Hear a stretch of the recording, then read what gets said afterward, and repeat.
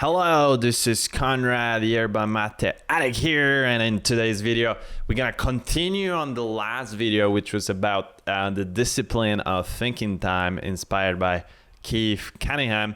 And today we're gonna dive into the how-to, so the specifics of like how you should structure this. Some thoughts and ideas from me. I've started doing it a few months ago, so I already have some thoughts that might help you out on your journey to starting this and then going through the pains and discoveries of your own routine. And then also some very useful thoughts on specifically how you should go about setting up that time from the Keith Cunningham himself, taken from the book Road Less Stupid. And I can't recommend enough to you guys if you are at all interested in starting your own business, or you're already running a business, or you are even a freelancer. That might also help you as well. But before we get into the specifics, let's first have a sip of Yerba, because that always helps put your mind at ease and just kind of ramp it up. It's kind of like coffee. So the gist basically when it comes to the thinking time is having a great question prior to thinking time. But what I found out over when I've been doing it for the last few months is that if you just give yourself, create for yourself one question for that entire session, like 45 minutes, it's usually not enough. And I have the printed version of the book by Keith Cunningham. And I saw that he actually has it written there that you should create around 3 to 5 questions that are in the same thread. I don't like problems or things you want to think about. So not completely separate. A very similar topic. So you should have around 3 to 5 of those. You can also create them as you go. Usually, once you start thinking, your mind kind of comes up with things, and then you might be, able to create something more, but try to come up with a few questions. I will also that this is something that's going to be massively helpful for you guys if you don't want to read the book or listen to the audiobook. Keith Cunningham, some time ago I made like a really amazing summary of his book, where I also took like more than 200 of the questions that he has in his book for thinking time, because he's refined his ritual and the whole process over more like 20 years. So he has already some pre-existing questions that might help you, one, just add it to your repertoire so you can just take them as they are and think on those questions, or you can just take them and modify them to your liking, and then they will just serve as an inspiration. But what I can tell is I will add it below this video. I will create like a separate file, and you'll be able to access this and be able to save it as your document for like more than 200 questions that will help you on your journey when it comes to thinking time. So the next thing is basically that you should optimize. Comes to the how-to, you should optimize for possibilities, not completion. So it means that it's more important to just concentrate on coming up with more ideas than to have like some specific goals, like I need to figure out like the best answer, or I need to come up with 20. No, it's just about training, especially at the beginning, about training the muscle of just like forcing yourself to think, to sit down, concentrate.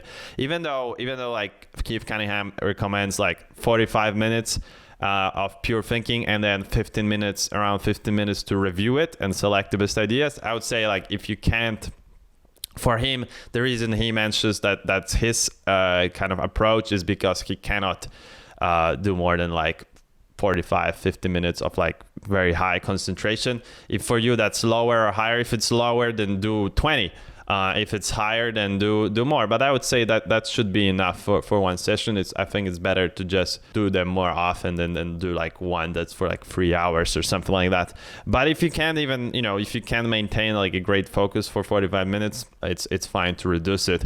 But one thing that might help as well, and that's I've taken it from him, but it's kind of a common sense, is to make sure like you prepare yourself before that. So like you drink water, you go to the bathroom, you scratch yourself, like you remove all the possible things that might be excuses for you to break the concentration, because you don't want to interrupt yourself. So these are some things you should think about, like do all those things that usually your body tells you to do when it doesn't want to focus on one thing. So just be careful, be mindful of that, and try to just prepare ahead of time. The next thing is that there's usually in his idea there are like 3 scenarios for the questions. One is creating a new question. So maybe taking one of his ideas and creating some new question. The other was revisiting the previous question. So taking the session you did some time before and trying to think of new ideas on that same question. And the last one is using an answer from one of those previous thinking time session and using that as kind of like the question. That's a very interesting idea, and I would say this can like lead you down some really interesting rabbit holes in your brain and of ideas. It's insane when you do it. Also, when it comes to Keith mentions, I would say that that's probably very true, that ideally you would want to shoot for like 2-3 sessions a week, because one is basically not sufficient, and more that's just like really hard to schedule, especially if you've never done before. So try to aim at the beginning at 1, because that's like the hardest just to start, but then try to aim at like scheduling, and you can use Google Calendar, for example, to like set up goals, and it will automatically try to fit it somewhere. But for me, for example, it's best in the morning.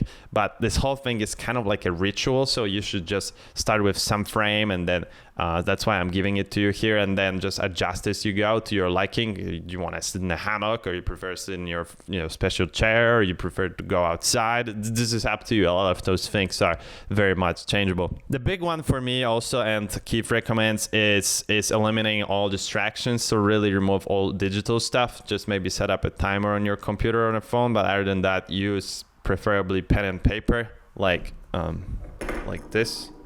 This way you will not be distracted by anything. This just helps much. And I would say, I know there's also something about writing things down on high hand. It's just like you judge yourself less.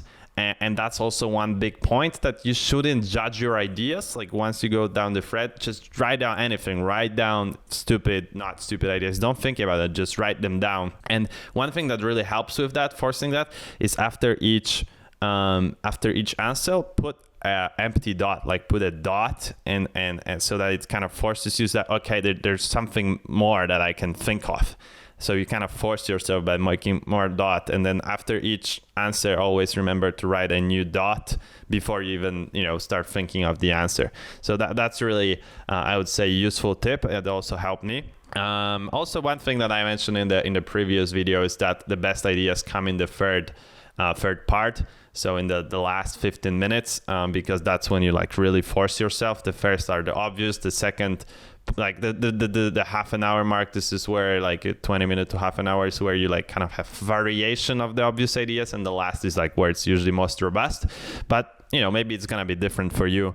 And basically what you do at the end is that in the last 15 minutes after you finish the 45-minute session or whatever it is for you, you try to go through all of them and try to keep around like 2 to 3 maximum of like best ideas. And what Keith recommends, also what I've done, is like you keep separate file or a notebook for those best ideas. And then you can use them in the future, for example, to dive into that more for like a thinking time session, or just keep them, and then you will have a great record of like those best ideas that you ever come up with. So these are just like some ideas from Keith. For me, it's what has worked is just like scheduling on the Google Calendar. Remember to doing it and not really judging yourself at the beginning, but you will be surprised. At least that was what happened to me. Like how much leverage this activity gives you, that it has no cost aside from your time, and it's gonna generate you more income possibly, or whatever, like prevent you from losing money, or help on whatever you want to think about. If it's like a weight loss or like some personal stuff, then it's gonna give you more bang for your buck than buying any course, listening to almost any mentor, guru, or whatever, because you have the answers in your head, and a lot of times these answers are better than whatever any guru is gonna tell you. As I said, below this video I will attach a link where we will get like the list of the questions. I also add the link to the book or the Audible if you want to listen to Keith's stuff, or like read his books, which I really highly recommend. And hopefully this is gonna help you on your journey to starting this discipline. Please let me know in the comments below how did it go for you, if this was clear enough, if you have some maybe other questions of like that I haven't addressed, and I maybe have an idea to some issues when it comes to starting that discipline, or whatever, just any questions that you have. And please, if you like this type of videos, be sure to subscribe and like and comment. I will watch out for that, and I will try to keep in touch with all of you guys for now. So thanks a lot again for watching this video, and I will see you next time. See ya.